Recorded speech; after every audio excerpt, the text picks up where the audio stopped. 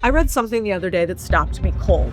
You have 3 minutes to escape the underclass before AI takes your job. I don't think you'll be doomed by the time this video ends. However, if you don't change in the next 3 years, you should be really worried. We don't have decades before AI actually reshapes the entire economy so violently that most people become irrelevant by default.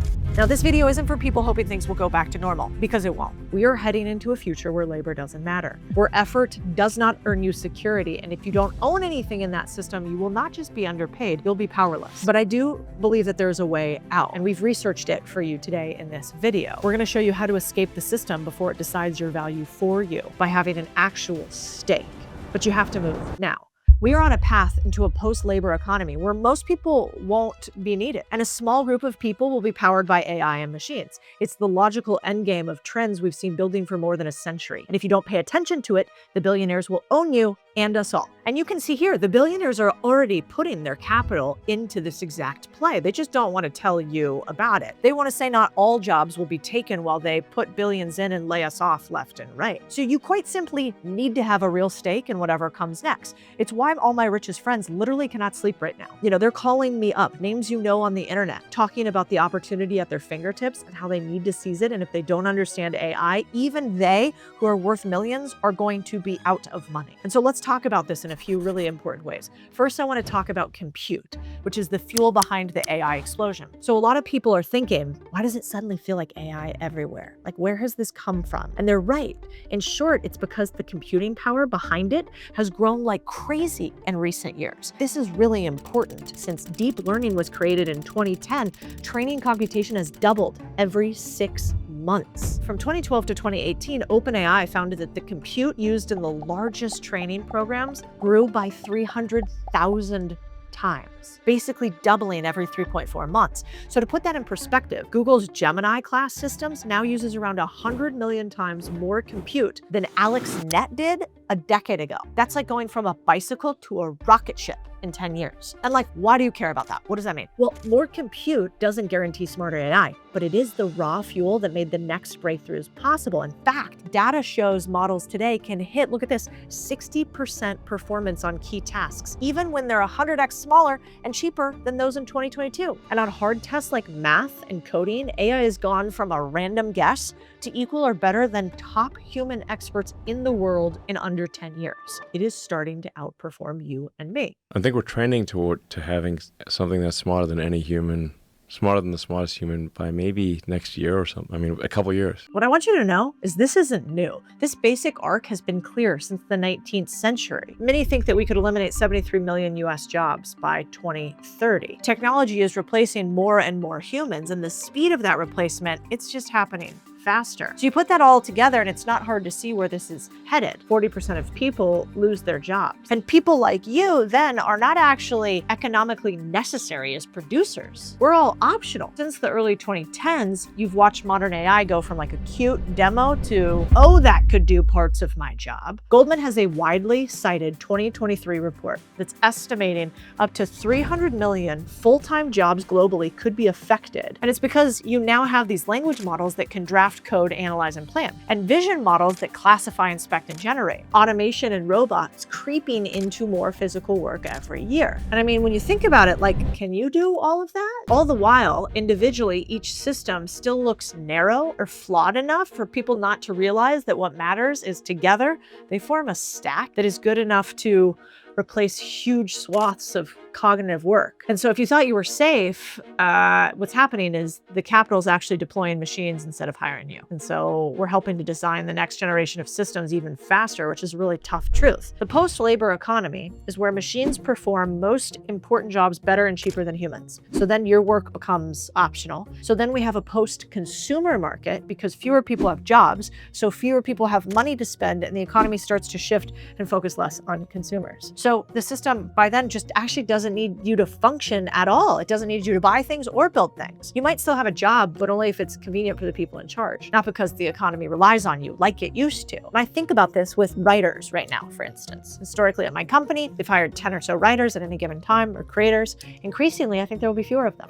And I'll hire more AI researchers with taste than just straight up writers. And this will save this company millions of dollars. This post-consumer market, if fewer people have jobs, fewer people have money to spend. And when millions of people stop spending like they used to, the economy starts to shift. Then you can really already see this happening. In 2024, AI data centers used about 4% of all electricity in the US. By 2028, that number is supposed to be around 6.7 to 12%. So as AI continues to grow, these data centers are taking up more and more of the supply, and you are helping pay for it. And here's what that looks like for you in 2025. US household electricity prices rose over 5%. And in areas near big data centers, this is out of control. Power costs are up as much as 267% compared to 5 years ago. Tech companies are spending massive amounts on power to feed AI. The cost of expanding the grid actually gets passed down to us through higher rates. When your electric bill jumps, as part of that, it's because the system is being re-engineered to actually power machines, not homes. So the economy is starting to serve machines first. And here's where it gets even more uncomfortable. If most people no longer work and they no longer spend, the system starts to forget about them entirely. This leads to a new default setting for the world we're walking into. A default future where there's a permanent underclass. If most people are no longer needed to work or spend, what happens? A huge chunk of humanity becomes economically irrelevant. The machines will actually be owned by a small group who also controls the data, the energy, and the systems. Which should bring us to the question of who actually runs the world, right? Power won't come from money alone anymore. It'll come from controlling the infrastructure. So that's the data centers, that's chips, that's energy, that's algorithms. And this isn't about capitalism versus socialism anymore. It's about a new alliance between tech companies and governments, with a few of the powerful guys running the machine for everybody else. The reason it's bad is because of the way society is organized. Musk will get richer and a lot of people get unemployed, and Musk won't care. I'm using Musk as a sort of stand-in. And I think forget the AI takeover. This is actually worse because people worry about AI becoming self-aware and taking over. I don't think that's the threat right now. The real risk is that human elites use AI to lock in their power. And they'll use it to monitor you, to manage you, to keep you compliant, and they'll have less reason to build open, empowering tech because it benefits them if you stay weak and distracted. So this ruling class will actually still be pretty human, but they're driven by status and self-interest. But now they'll be supercharged by machines. And eventually,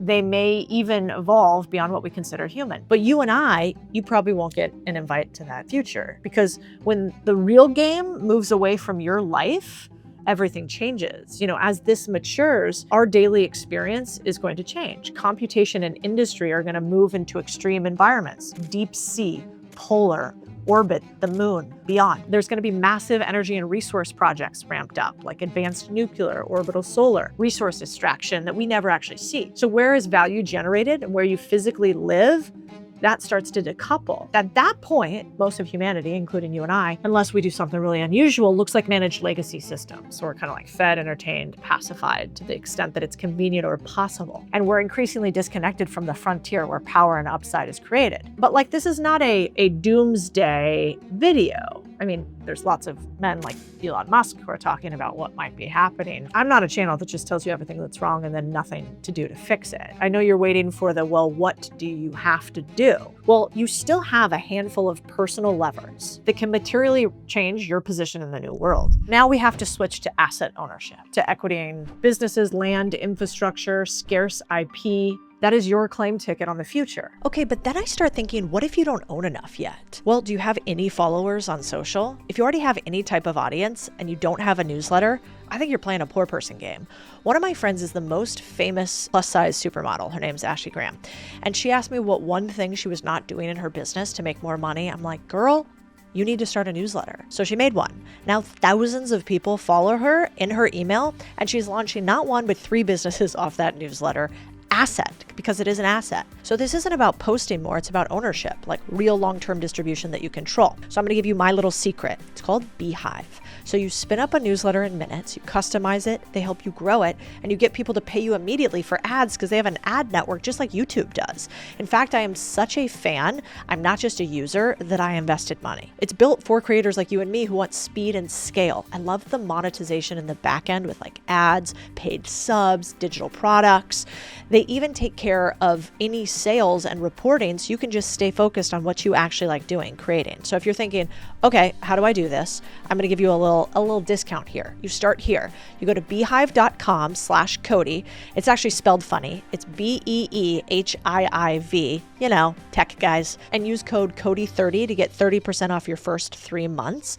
I'm obsessed on this idea that like, what if we can own assets online? All right, I want to get back to building wealth you can actually own, but I think that one's a really good tip. And we got to ask how much of my effort this year becomes something I own, not just something I rent by the hour. This is also why I'm personally obsessed with buying boring businesses, because these businesses are located in your neighborhood and it will be harder for AI to do that kind of work. It's also why I'm hosting my MSM Live event, and you should be there. If you do not already own a profitable business, you can learn how. I will teach you virtual online. Because what we're going to need to do, we're going to need to actually convert volatile opportunities using long duration stakes, using whatever arbitrage you have. What does that mean? Like media, niche skills, entrepreneurship, deal making, to buy assets that will still matter when labor doesn't. So we got to spend less on our lifestyle, more converting spikes of income into boring ownership. And I want you to right now increase the amount of money that you invest into assets, because income is shifting from work to ownership. So since the 1960s, we've seen the labor share of capital has gone down, which means like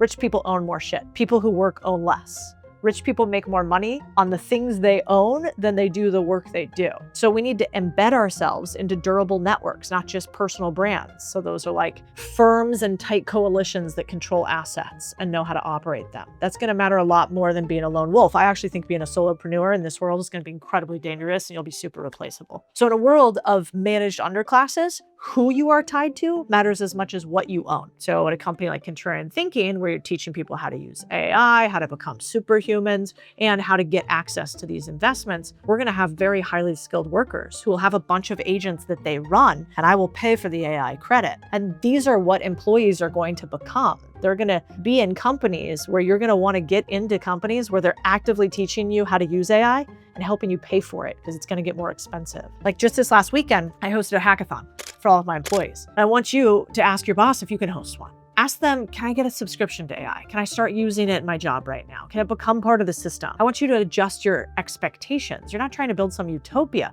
You're trying to move from purely managed population towards minor equity holder in the post-human economy. Okay, so let's give you the actual formula to increase your skill set right now. I want you to increase your skill set with AI. Then you're going to increase your earnings. Then you're going to increase your investment in assets. And when you do that, and then you get into a business that will survive and thrive post-AI, you will have something completely different. Which is, if we zoom out, automation and AI won't be just a trend. There'll be this visible edge of a deeper transition away from labor. So at this point, this is where a lot of people say, well, the government will save us. And the truth is, no, they won't. The billionaire class will become so powerful that they can move anywhere and do anything. You're already seeing it. Some of the richest billionaires in the world are moving out of California. They're flocking like crazy to Texas. They will go outside of country lines, and your government is neither smart enough nor capable enough to protect you. So no matter what party you believe in, what you control is what you own: assets versus pure labor. Who you're aligned with, isolated versus inside durable networks, how early you move, so whether you act in this transition window or you wait